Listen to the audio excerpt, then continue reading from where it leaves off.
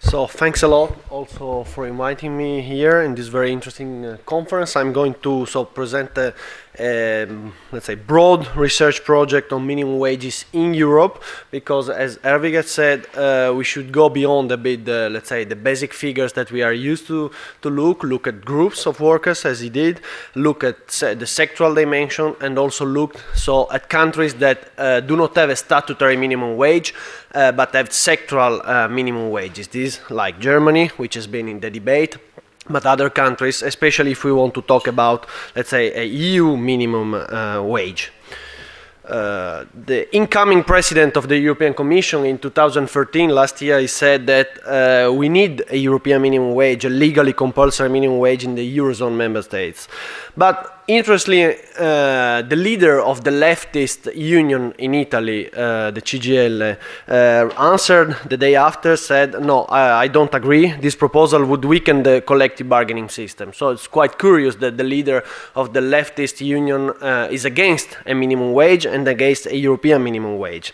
So at the EU level, there is an ongoing debate since more or less 7-8 years. There is no formal proposal, even if some German and Austrian scholars have proposed something like having a EU minimum wage at 60% of the median wage. However, there is no competence for the European Union to fix minimum wages or of any sort. And there is also a lack of consensus at the academic level, a lack of data. These are the answers that unions give to a question: would you like a European minimum wage? So you see that in Spain, unions are quite in favor. In Germany also they are quite in favor. But if you go in Sweden, Norway and Denmark, unions are strongly against. So again, like in Italy, unions strongly against a European minimum wage. This is something, at least, let's say, at first sight, quite puzzling about the EU debate. The academic literature, let's say, has worked quite a lot on minimum wages, but basically on one single issue, basically the employment effects, which are obviously very important, a key topic. But in the end, let's say the summary of thousands of paper is that there are not big employment effects, maybe limited to some specific groups, youth, unskilled people, women, but on average not that much, at least at the level of minimum wage that have been fixed so far. There is only one paper by Tito Boeri in 2012 that starts to look on the wage setting mechanism. So not all minimum wages are fixed in the same way. There are statutory minimum wages that are fixed, let's say, by law by the government, by bipartite action, by tripartite, or by, let's say, or are fixed by social partners, or they are set at the sectoral level. So these differences are important, especially in the European system. But we do not have data, especially on countries like Germany, Austria, Italy, in the Scandinavian, where there is no statutory minimum wage, and we do not have data on sectoral minimum wage. So the contribution of this research project is try to bring some data on this country and compare the setting mechanism between statutory minimum wages and sectoral minimum wages in EU countries by bringing new data, so collected in collective agreements, and looking at two main institutions, because as we were saying yesterday, institutions do not stand alone. Yesterday we were talking maybe about employment protection and unemployment benefit that often go together. Here for sure minimum wages always go together with collective bargaining coverage. There is let's say a strict link between the two kinds of institutions. And then, as Herwig has done, we're going a bit beyond the formal bite of the minimum wage, what is, let's say, in the profession is called the Kaitz Index, so the minimum wage over the median wage, but looking also at the effective bite, so how many people are covered by minimum wage. In our definition, so minimum wages, to be clear, are statutory national minimum wage. Those you can find in Eurostat database, OECD, and so on and so forth. But it's also base rates fixed in collective agreements at sectoral branch level in countries like, as I said, Italy, Germany, Austria, Denmark, Finland, and so on, where there is no national level of minimum wages, but very different and several, often more than 100 different minimum wages by sector and by branch. Then we go then to compare the different bite, as it is called. So one is the level of the minimum wage. As I said, the Kaitz Index. We take the minimum wage over the median, but there can be other definitions. The spike, as you have already seen in the case of Netherlands, so the number of people paid at the minimum wage. But I think more importantly is the coverage. So Ervig has hinted at something at that, but really in every country there is a number of workers paid below the minimum wage. Also in countries where there is a statutory minimum wages. So when fixing a minimum wage rate, when debating about minimum wage, we have to keep in mind that some people are uncovered. Why these people are uncovered, how many are uncovered, and what we can do about that. Because in the end, if we fix a very high minimum wage but it's not biting, so basically there are a lot of people uncovered, the minimum wage is not working. So this is, let's say, the sketch of the countries that we are considering. Is not all EU countries, for, let's say, the sake of tractability of the data and data collection.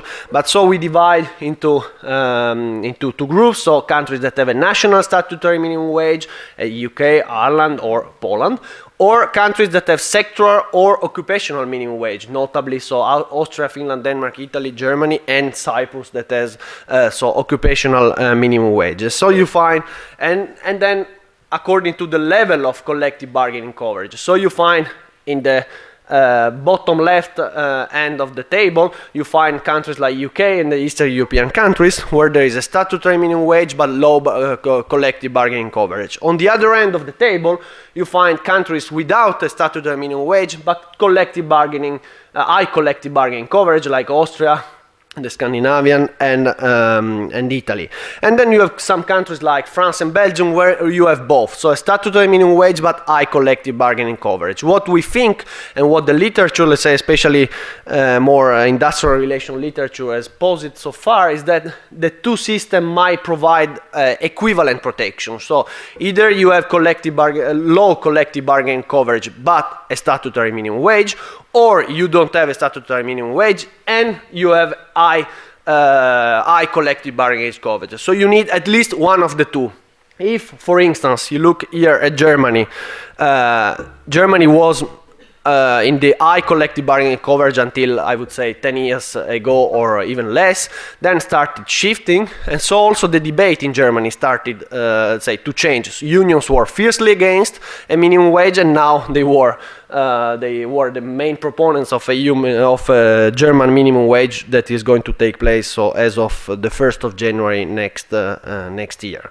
So then our main challenge was to collect data for countries without statutory minimum wage. So we collected basically data from more than 1,000 sectoral collective agreements, and then we matched this data together with the data that we are used to find in Eurostat and elsewhere on statutory minimum wage with microdata from EU Silk. So we have a set of country and sector observation that we can compare.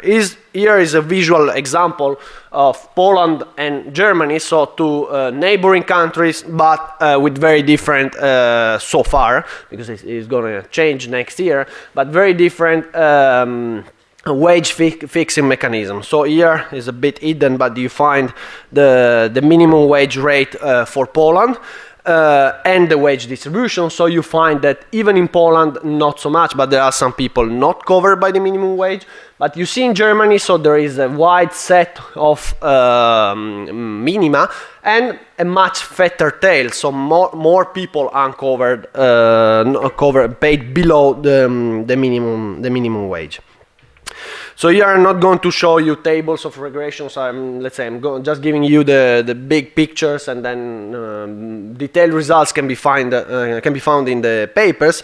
Here is, let's say, the first measure of bites. So the standard one, the Kaitz Index, the minimum wage over the median. So you find in blue countries with statutory minimum wage. So the usual countries that we know, France and so on. In red, you find countries without statutory minimum wage, and already you find some interesting results. So now you understand maybe why the leader of the Italian union is against statutory minimum wage, because Italy indeed has a quite high minimum wage compared to the median wage. It seems so that the unions are able to reap big benefits from setting minimum wages at sectoral level.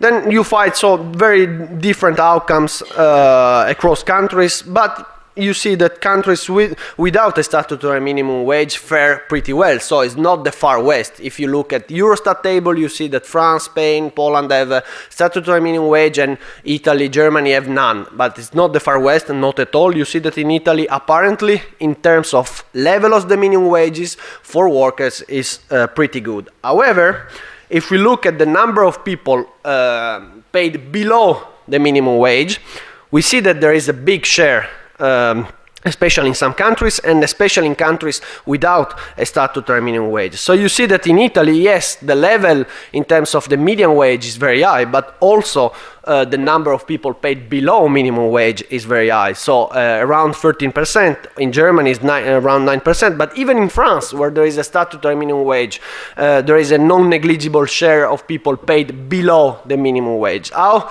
can we explain this quite considerable chunk of people uncover? I think three main explanations. The first one is measurement errors, because we did a mistake, or because it's difficult to measure exactly if you are paid above or below the minimum wage. However, we take, let's say, a sort of confidence interval of people paid below 70% of the minimum wage. So you have a sort of 25% measurement error that is still possible. The second issue is non-compliance. So employers do not respect the rule, pay below the minimum wage, or play with the working hour. So you are paid at the minimum wage correctly. On the contract is difficult, let's say, especially in a country like with the statutory minimum wage, it's difficult to say that you are paid officially less than the minimum wage. So I give you the minimum wage, but instead of working 5 hours if you are part-time, or 8 hours if you are full-time, maybe you are going to do some extra hours, and I'm, let's say, gaining something on that. So in fact, you are paid at the minimum wage, but at hourly rate, you are paid below the minimum wage. And then there is the third issue, which is non-coverage. Basically, there is an increasing, I would say, share of people uncovered, so not covered by minimum wages. These are people that, for instance, in Italy work as fake self-employed, so they are formally self-employed, but in fact they are not. This is an issue widespread elsewhere, or in Germany, for instance, mini jobs. So you are legally paid below what would have been the same job in the same sector, but let's say this is established by the law, and so in the end it explains why you have people paid below, even in legal, perfectly legal settings. And there is, if we, let's say, draw a simple scatter plot, here all point is a country, a sector in a country. Again, red are country without a statutory minimum wage, and blue countries with a statutory minimum wage. You see that there is a clear trade-off between a higher Kaitz Index, so a higher level of minimum wage, and the share of people paid below the minimum wage. Basically, it's like a cover in the bed. The more you take it on your head, the more you uncover your feet, and the reverse. So the cover is small, and that's, let's say, a big message for unions. Just having a high level of minimum wage is not enough. You should, let's say, take into account what is going on below and the bottom of the distribution. Interesting, you see there very high level in Italy, again, just in terms of the Kaitz Index, so compared to the median, but very high level of people, very, let's say, but quite considerable chunk of people paid below the minimum wage, even at 40% in some sectors. So, sort of wrapping up the main messages of our work. That's also explained the strange title that you have found in the program. So having sharp teeth, so strong kites, is not enough to have let's say to have a strong bite. So you might end up having an empty mouth. So because we need to take into account the two dimensions, the level and the coverage. And the EU debate should be better phrased in terms of a choice between different systems and not of a specific minimum wage rate. So what we find here, I'm presenting more, let's say, correlations, because obviously the econometrics behind is not that strong. We do not have, we could not run a randomized control trial, or Germany is the first country that is going to change the setting mechanism, so it will be an interesting case studies, but so far no country had ever changed setting mechanism. So we find that national statutory minimum wage, like in Poland, usually go along with lower minimum wage rates. However, we have highlighted the neglected trade-off, so this is very important for unions. So higher Kaitz indexes go along with higher share of workers paid below. However, this negative side effect that I've pointed out before can be sort of attenuated and compensated by higher collective bargaining coverage, or by the presence of statutory minimum wage. So at least with this respect, the two can be considered functional equivalent. So either you are on one bottom of the table, so the bottom left, statutory minimum wage with low collective bargaining, or you don't have a statutory minimum wage, but you have higher collective bargaining coverage. And in terms of inequality, both systems contribute to reduce total wage inequality, but I think quite obviously national statutory minimum wage is better to reduce inter-industry wage inequality, because the rate is the same for all sectors. We run a set of robustness tests. Now I'll be very quick on that. Maybe just on the structure of earning survey, as Herwig has pointed out, it's difficult to find a good survey at the EU level on wages. So we use SILK, because in terms of coverage, we thought it was a bit more appropriate. However, Eurofound, the European Foundation for Earning and Living Conditions in Dublin, has replicated using our data the study, also using the structure of earning survey. They were also quite dissatisfied with the SES, because especially because they do not cover firms with less than 20 employees. That for minimum wage question is a key issue. But overall the results are consistent and do not change. So institutional diversity is key, and that's to be taken into account in the EU debate. So basically two recommendations to take home from this work. The first to policymakers is that we need to reframe the discussion not in terms of a rate. We are not discussing of putting a minimum wage at 40 or 50 or 60% of minimum wage, because as you have seen, some unions in different countries are strongly against, and because there is, let's say, an historical development that we have to take into account in institutional setting. So we have to discuss different systems.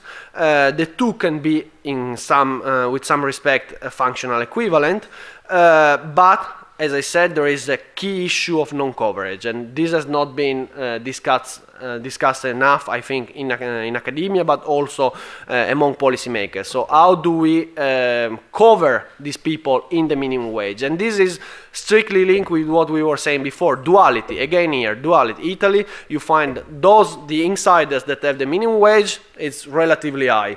But the outsiders that don't have a minimum wage are really paid much less than the minima. So that's a key issue for unions and policymakers. And to researchers, the main recommendation is to go beyond the simple national figures, go to look at specific groups or the sectoral dimension. But I recognize that we have a lack of data, and so we should try to overcome this issue and collect more data and annual data, let's say, on agreements at sectoral level. You can find the data and the papers on my webpage. So as I said, there is a policy report and two papers. The main issue, as I told you, is data collection. So in going beyond this debate and building more long-term panel data, let's say, across different countries is a big challenge. So that's what, let's say, would be more interesting for future years, for future work. Thanks a lot.